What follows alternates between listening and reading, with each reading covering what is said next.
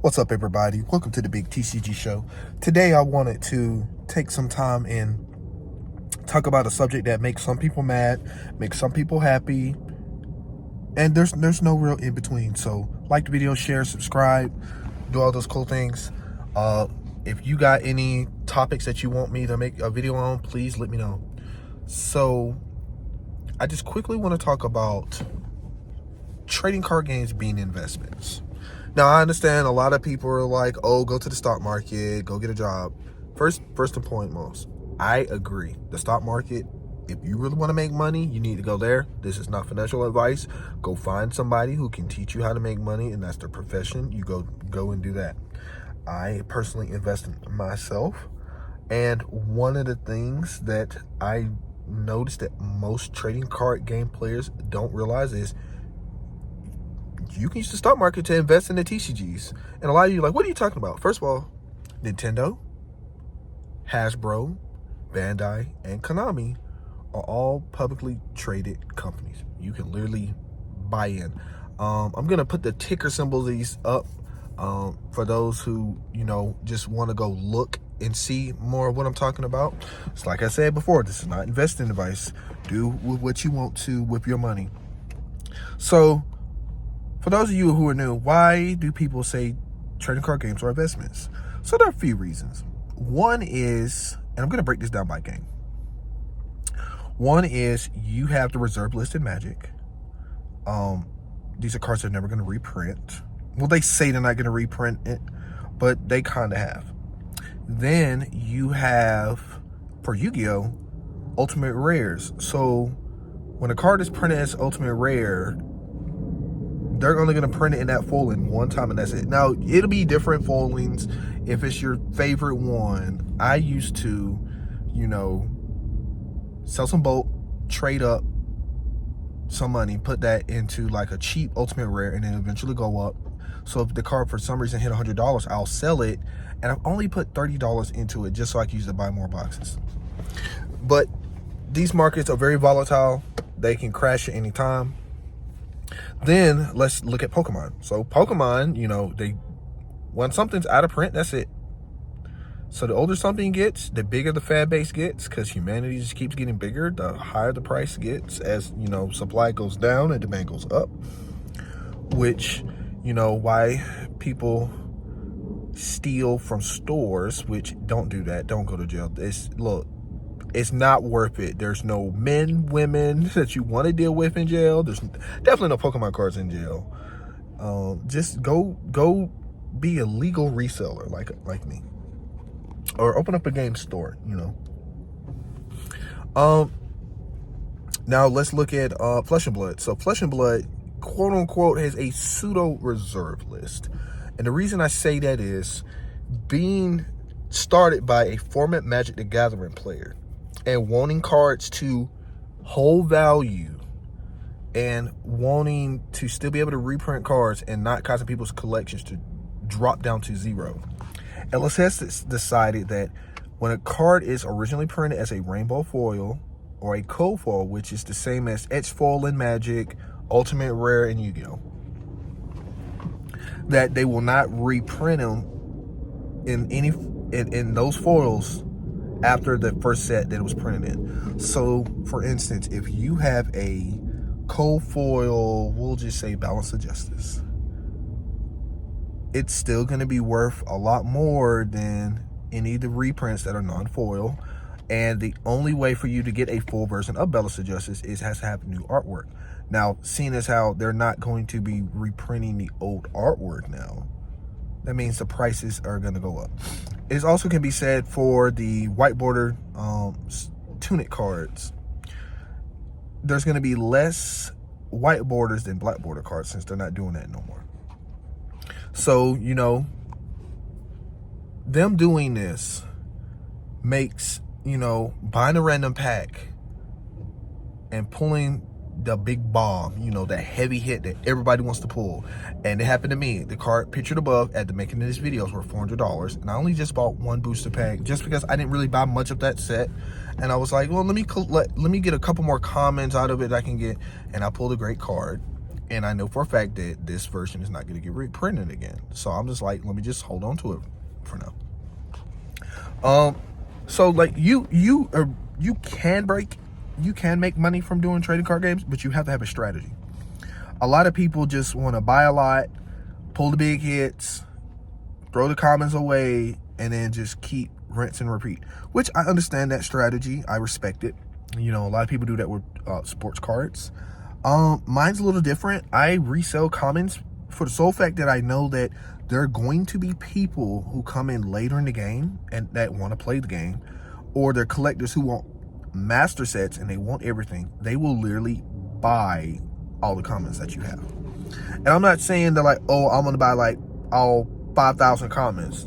They're going to be like, I want play sets of all these commons from this set. Do you have it? And I'll be like, yes, I can get you a master set of commons and rares for, we'll just say Flesh and Blood, for example, from sets 1, 2, 3, and mini sets yellow, green, and red. I'm just making up these names so everybody can keep up. And, you know, I'm thinking, okay, what's the price for these commons? Okay, all these commons are 5 cents. I might go, okay, I'm going to sell each of these for 11 cents each. They'll be in a binder for you, and then they'll pay the price because there are people who want every single card. And they understand that they are paying for my time. You know, they're paying for the convenience to get that because they may not be able to do it themselves due to, you know, kids, work. These cards are really hard to find. They might want them in great condition. Then the easiest way that a lot of people make money from trading card games is like I said earlier. You could buy one booster pack, you pull that high-end card and you immediately sell it, you know. So for instance, if you do not have a TCG seller account, and we'll just say you pull a $500 card, and you only spent one booster pack for whatever game that is, even if you go to the store and you could trade it in and get a bunch of other stuff, and we'll just say the store says 60%, for argument's sake, you still are plussing really hard. Yes, the store is going to make some money too. But at the end of the day, if you pull a expensive card and then you're getting all these other cards that you did not have to buy off of, and spending less than $15, you're in the green. I've seen people, they'll trade in a card and then they'll say, okay, well, how much is your entry fees for your local event? And then they'll take that money and say, well, put it all in store credit and I just use it I don't want to have to pay for the events for like an entire year. I've seen people do that. They'll come in, say their name, check, the store will resell the card and make that money. That person comes into their events, and then if they start pulling $100 cards, they snowball themselves into, a nice little collection off of buying a single booster pack. Now, you also, you got your people like Rudy from Alpha Investments. For those of you who do not play Magic, he's a big time distributor from Florida. He buys a lot of product. If you go watch his videos, you see a lot there. He's the original guy who did this on YouTube. He does give good advice, not financial advice, quote unquote, but he does give some good advice. And one of the things that he said, I want to say a year ago, is I'm going to buy cheap cofoils because they're eventually going to go up. LSS is not reprinting them. You can make some money long term. And I was like, you know what? That's a pretty good idea. So I personally I didn't go and buy out everything in one card. I'd be like, okay, well, I need this one equipment card. And I can only run one. You have 3. Oh, they're 50 cents each. Well, I'm just going to go ahead and buy 3 just to make it worth your while to even deal with my order. And now that LSS has announced Sage format, one of the cards that I had for 50 cents is now $5. So I'm like, okay, cool. I'm going to keep one. I'm going to put 2 on sale. And now I've made all my money back. And then a little bit. And realistically, after, shipping the card, like when you price the envelope, which I actually do, I put in, like, you calculate the price of the envelope and the stamp or whatever, and the paper to print, the little receipt that you have to do for TCG Player. I was like, okay, I made $5 from that. Okay. But do that 10, 12, 30 times, you can really snowball yourself into a decent chunk of change. And, but one thing you have to realize is, what are your goals? My number one goal is to make sure I break even. I have exceeded that several times over. And realistically, I was kind of grandfathered in due to, my original cars that I started selling, I got when I was a child. So my parents paid for all my cars. And I am just realistically making money off of what they did, and they don't care. They're about to retire. They're good. They're gonna be on the beach somewhere in Cancun. But at the end of the day, if you have a strategy, you are patient and you take your time and you do your research, you can make money from trading card games. Now, I'm not going to be like, oh, you should go out and be a scalper. Like, for instance, with the One Piece trading card game, boxes that are $600. First of all, don't buy those for that much. There are a lot of people who are buying these boxes just to jack them up, just so they can make money and pay their rent, and they don't want to do anything else. Now, I understand as a competitive player how annoying that could be.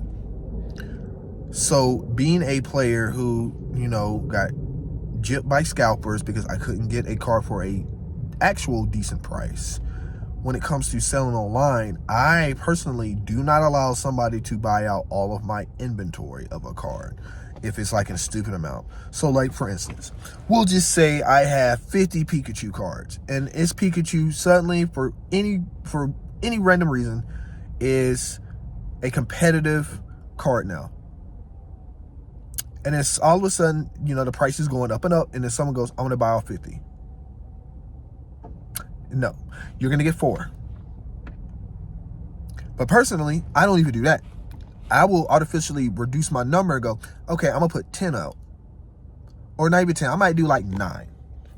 So then 2 people will come, oh, let me buy 4. Okay, cool. I'll put 4 more. I'm going to make my money regardless. And, some people go, oh, well, you're going to lose money due to, you're spending more on shipping. True. But at the same time, I also understand that if people cannot get these cards to play these games do not grow. They don't survive. I look at it from a long-term perspective, and that's my strategy. I'll buy a box, crack it, see a card, look at it and go, oh, okay, well, this is not good now. You're like 50 cents.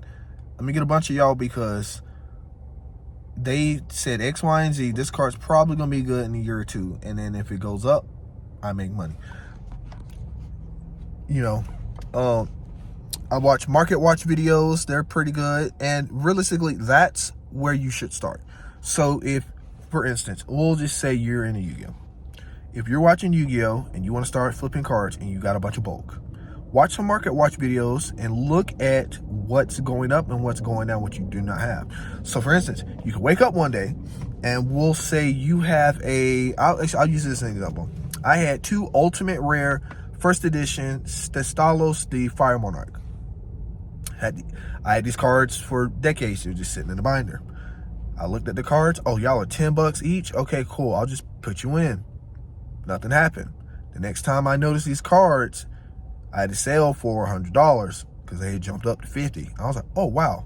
So even though I watched the market watch video, I saw that old school cards were going up, and I started taking my time and I started putting old school cards online because I'm like, okay, y'all are going to move. So that being said, set yourself some realistic goals. Don't act like, oh, I'm going to be a millionaire in a year. Be very careful. There are some people who try to act like they're starting from the bottom and all of a sudden they're making millions of dollars. They're not starting from the bottom. They're just doing that for the entertainment value for here on social media. They're really focused on the media part, and that's how they're able to trick you. For me, personally, I started from selling 3 ultimate rare Solemn Judgment Yu-Gi-Oh cards for $300, and I just slowly been building it up over the last 6 years. And people ask me all the time, do you make any money? I make a little bit of money. It's not bad. I could go out and just decide that, oh, let me buy this $500 card if I wanted to, and it would not hurt me. I'm personally not going to do that. I'd rather, take this money and reinvest back into my business because I have bigger goals for this. But at the end of the day,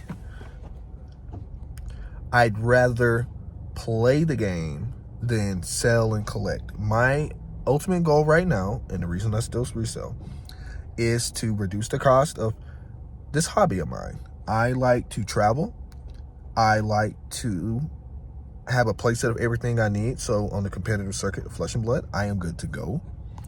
And I don't want to have to worry about, I should have got this card when it was $5. It's $50 now. I need a playset. Now it's $150. Oh, I don't want to have to do that. I will buy cards when they're cheap, have my playset, and if it never becomes good, okay, I spent $3 on some cards that I could still use or look at versus, going buying fries from McDonald's.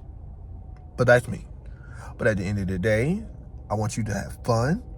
I want you to, build up your community and play at multiple game stores, travel, see the world, and play your games.